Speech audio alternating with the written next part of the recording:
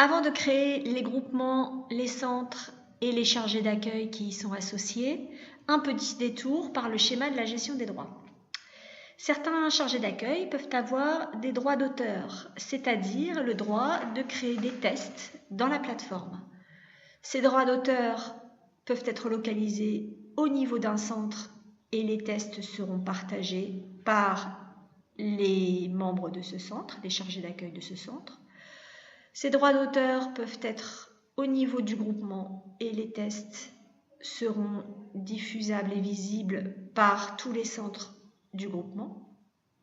Ou bien, ces droits d'auteur peuvent être localisés au niveau académique et l'ensemble des groupements et donc des centres de l'académie y auront accès.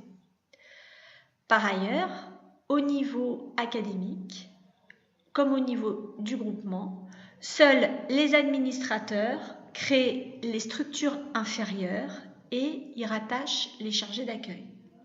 Pour autant, ils n'ont pas de droit sur les structures inférieures. Le chargé d'accueil académique n'a pas le droit d'administrer les groupements de l'académie. S'ils souhaitent avoir des droits sur les structures inférieures, il faut qu'ils s'attribuent eux-mêmes ces droits. De la même façon, les chargés d'accueil des groupements, les administrateurs des groupements n'ont pas de droit sur les centres de ce groupement. S'ils veulent gérer des candidats, gérer des cursus, ils doivent se donner des droits de chargés d'accueil des centres. On va regarder ça de façon pratique. Donc, je suis administrateur de l'académie idéale. Je vais créer un groupement.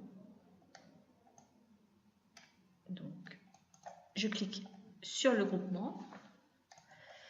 Je rentre son nom.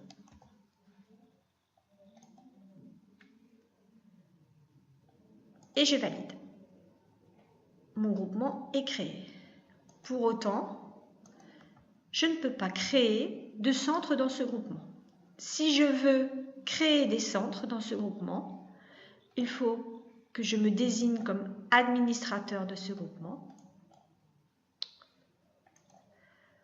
Et maintenant, j'ai les droits pour rajouter un centre dans ce groupement.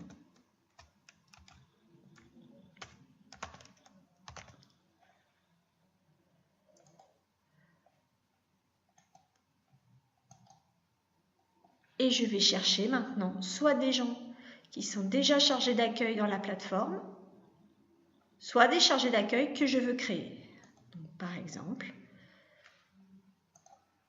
je peux désigner des chargés d'accueil auxquels j'ai accès dans la plateforme, ou bien je peux créer un nouveau chargé d'accueil en entrant son nom,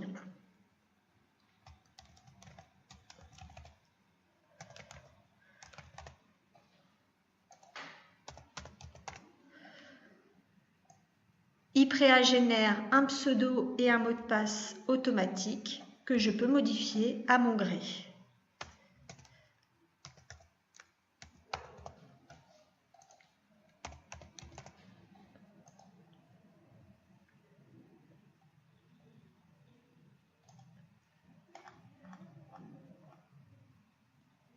Alors, en général, il faut refaire un petit tour.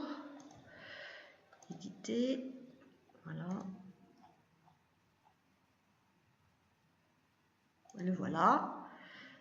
Et je lui donne les droits que je souhaite. Inscrire les candidats et requêter les résultats. Prescrire les tests.